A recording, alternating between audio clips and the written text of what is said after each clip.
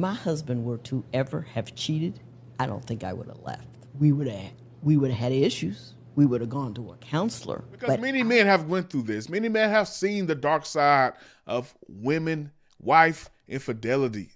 It's tough. It's probably the toughest thing a man, a husband could go through within a marriage. You believed that it could never happen to you. I have a good girl. She would never do that to me. It's not her character. It's not within her makeup. I've said all those things before.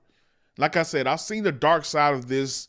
And again, I'm going to give you my opinion of what I believe men should do when this happens to them. But before we get into that, guys, I found an amazing article by a relationship coach, Michelle Langley. And she's done about 20 years of research regarding women's infidelity. And for 10 years, she has coached men and women that are facing infidelity within their relationship when the woman has been the cause of it. And she's collected a lot of data on this throughout the years, and she's put together 4 stages of infidelity for women. This is not a way to expose women. This is not a way to demean women or condemn women. This is a way to show in what ways can we improve in this area. This is more so about exposing truth. There are things that happen chemically with women, things that lead them to making decisions based on what they feel at the moment. You can look at the divorce rate. 80% of divorces are being filed by women. We are at a significant point in history where women are more liberated than they have ever been, but yet they're way more unhappy within their marriage. They voice their complaints. They make them known to anyone who would listen.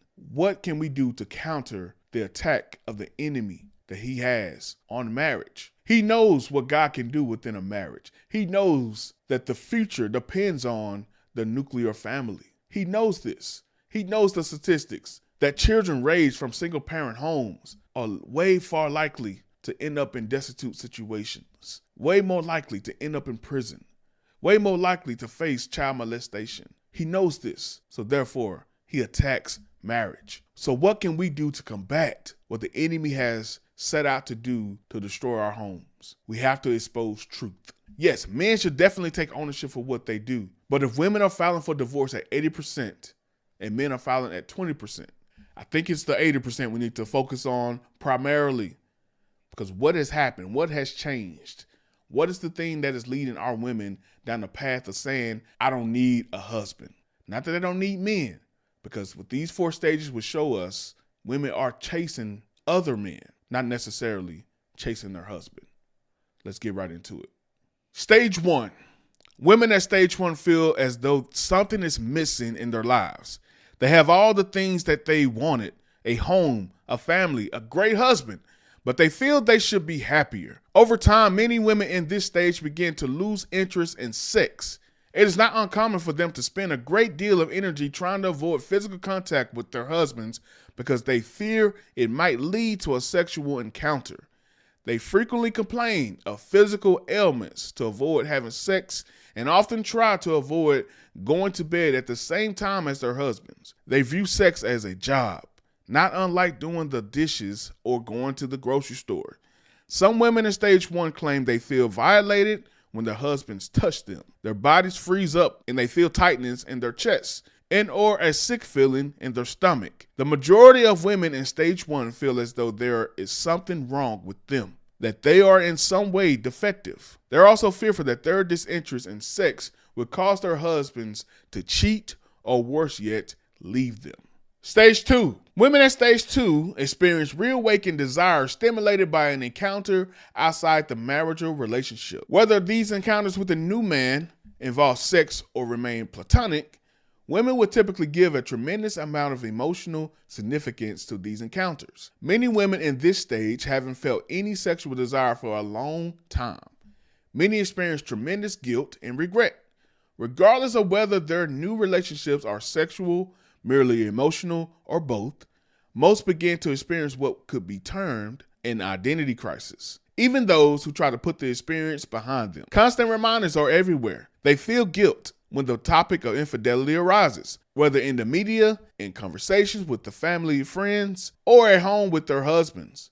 Women in this stage can no longer express their prior disdain for infidelity without feeling like a hypocrite. They feel as though they have lost a part of themselves. Reflecting society's belief that women are either good or bad, Women will question their good girl status and feel that they might not be deserving of their husbands. Many would try to overcome feelings of guilt by becoming more attentive toward and appreciative of their husbands. However, over time, many women will move from appreciation to justification. In order to justify their continued desire for other men, women will begin to attribute these desires to needs that are not being met in their marriage or to their husband's past behavior. Many women will become negative and sarcastic when speaking of their husbands and their marriages, and it is not uncommon for an extramarital affair to follow. Stage 3. Women at stage 3 are involved in affairs, ending affairs, or contemplating divorce. Women who are having affairs experience feelings unlike anything they have experienced before. They feel alive again, and many believe they have found their soulmates. These women are experiencing feelings associated with a chemically altered state, or what is typically referred to as being in love. These women are also typically in tremendous pain, the pain of choosing between their husbands and their new love interests. They typically believe that what they are doing is wrong and unfair to their husbands, but yet are unable to end their affairs. Many often try several times. Prior to meeting with their lovers, they will vow that it will be the last time, but they are unable to stick with their decisions. Unable to end their extramarital relationship, women at stage 3 conclude that their lovers are soulmates because they are unaware that they have become addicted to the high caused by chemicals released during the initial stages of a relationship. Many live in a state of limbo for years. Should I stay married or should I get divorced? This is the question continually on the minds of women at stage 3. It is also common for women at this stage to attempt to initiate separation. In most cases, husbands of women at stage 3 will launch futile attempts to make their wives happy by being more attentive, spending more time at home, and helping out around the house. Regardless of women's past and present complaints, the last thing women at stage 3 want is to spend more time with their husbands. The reason that many women would give for their desire to separate is a search for self. They convince their husband that they might be able to save their marriage if they can just have time to themselves. They tell their husband that the time apart is the only hope of improving their current situation. Women at this stage want to free themselves of the restrictions of marriage and spend more time with their lovers. Most think that eventually their confusion will disappear. They think they will eventually know with certainty whether they want to stay married or get divorced and be with their lovers. Separation allows women at this stage to enjoy the high they experience with their lovers without giving up the security of their marriages. Husbands of stage 3 women are often unaware that their wives are having affairs. Their lack of suspicion is typically due to their wives' disinterest in sex and their belief that their wife is a good girl. Women at stage 3 may also be experiencing the ending of an extramarital affair, and the ending may have not been their decision. They may have been involved with single men who either lost interest because the relationship could not progress, or who became attracted to another woman who was single. Women whose affairs are ending often experience extreme grief. They may become deeply depressed and express tremendous anger toward their husbands. They are typically unaware that they are experiencing chemical withdrawal due to sudden changes in their brain chemistry. As a result, many will feel that they have missed their chance at happiness due to their indecisiveness. Believing they have become more aware of what they want and need from a mate, women at this stage will often place their utmost importance on finding new relationship that will give them the feeling they experienced in their affairs. A new relationship with a new partner will also represent a clean slate, a chance for these women to regain their good girl status. Some women will search for new partners during the separation. Others will return to their marriages, but not emotionally, and still continue to search. Some women will resume sporadic sexual relations with their husbands in effort to safeguard their marriage until they make a decision. Although they are often not sexually attracted to their husbands, desire is temporarily rekindled when they suspect their husbands are unfaithful, are contemplating infidelity, or when their husband shows signs of moving on. Got to be honest with you guys, that one stings a little bit because that was my situation. I'll get into that here in just a second. Stage 4. The women in stage 4 include those who choose to stay married and continue their affairs, and those who choose to divorce. Some of the women who continued their affairs stated that marital sex was improved by maintaining the extramarital relationship.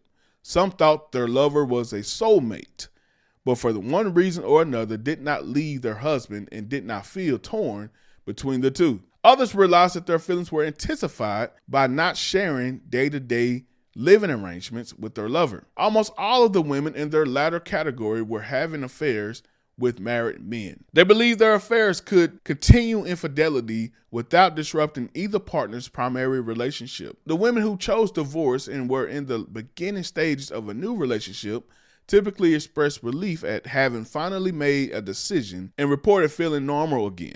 Many of the divorced women who had remarried and were several years into their new marriages seemed somewhat reluctant to talk about the specifics of their past experiences. However, they did mention feelings of guilt and regret for having hurt their children and ex-spouses, only to find themselves experiencing similar feelings in the new relationship. Now, guys, if you're interested, this lady here has a book, actually 2 books, called Women's Infidelity. She has part 1 and 2. If the books are anything like these stages that she just presented here, I think we all should take a look at it. How powerful was that breakdown? And I'm sure any man watching this, any woman watching this can say, man, that sounds familiar.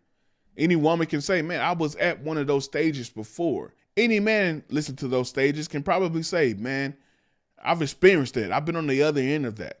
I know I can.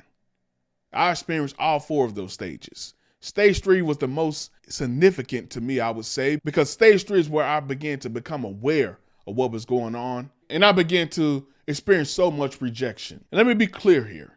My previous marriage was filled with infidelity on both ends. What these 4 stages reveal to us, when a woman's mind is made up to cheat on you, to step out on you, however you want to identify it as, she's going to do it. And the amount of measures they're willing to take to accomplish this is mind-boggling. In the grand scheme of a relationship, we know in most cases, and the way most people identify it in American society, that men and women cheating are exactly the same. But what these 4 stages clearly illuminate to me, and I would think it would do for you as well, is there is a big difference of men cheating and women cheating.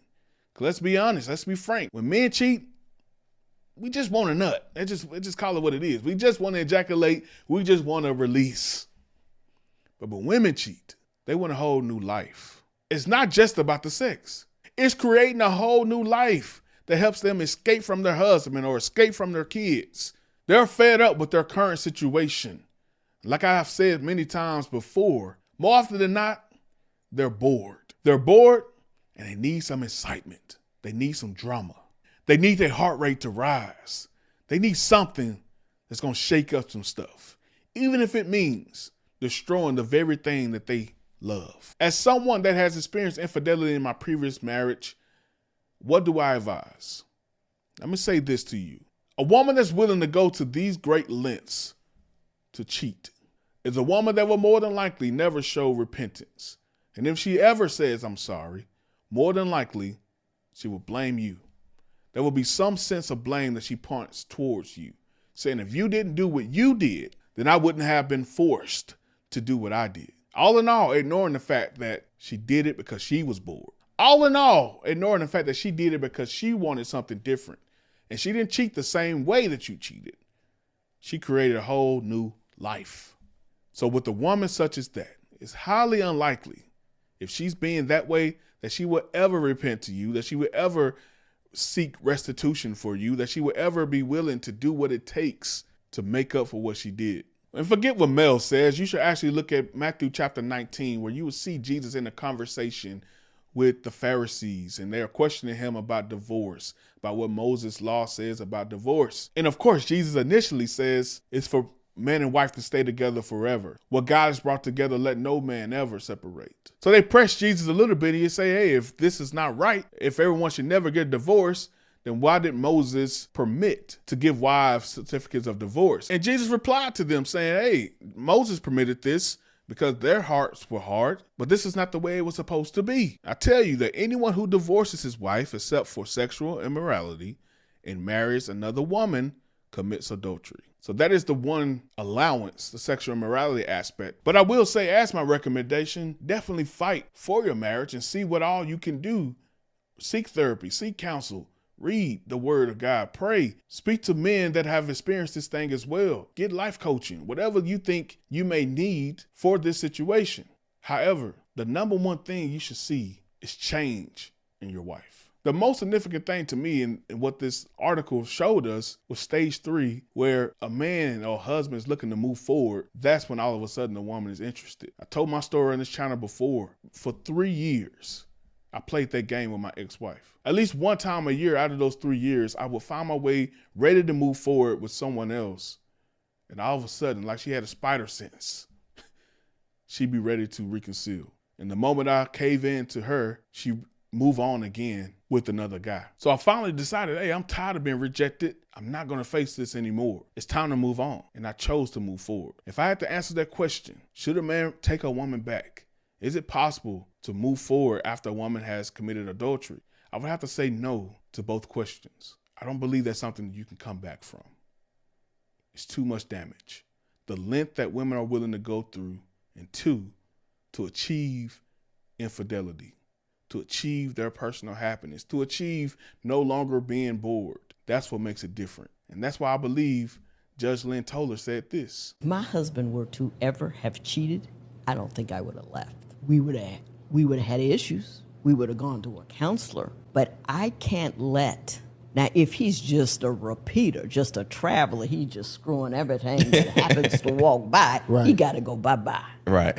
But he makes a mistake, I would hope that I was woman enough to weigh it. Not say it's okay, but get through it. When the situation is reversed, y'all never get over it. Oh, yeah.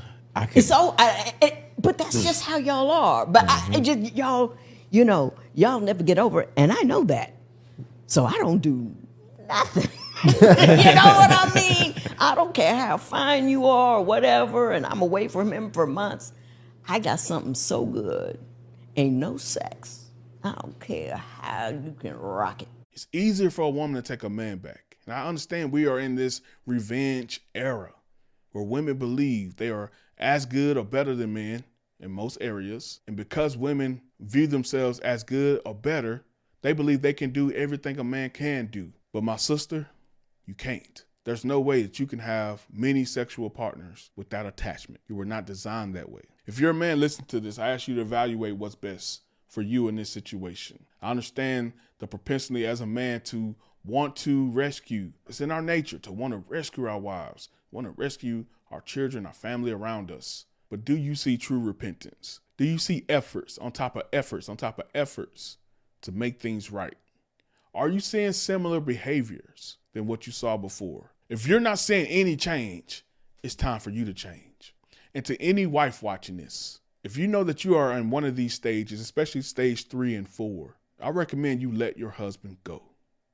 Not a separation, not a pause, not a break. Let him know exactly why you're letting them go. Because all you're doing is creating damage wherever you go. You're also putting yourself, your husband, your kids, and any man that potentially is involved, you're putting them in grave danger. The truth always comes to the light. And at some point, everyone will meet up and it's not going to be pretty. It's going to happen. It's not a matter of if, it's a matter of when. I do pray that this message has been encouraging. This video reaches someone right where you are. Hope it hits you right where you are, and that the Lord is speaking to you through this message. Take care. Let's go.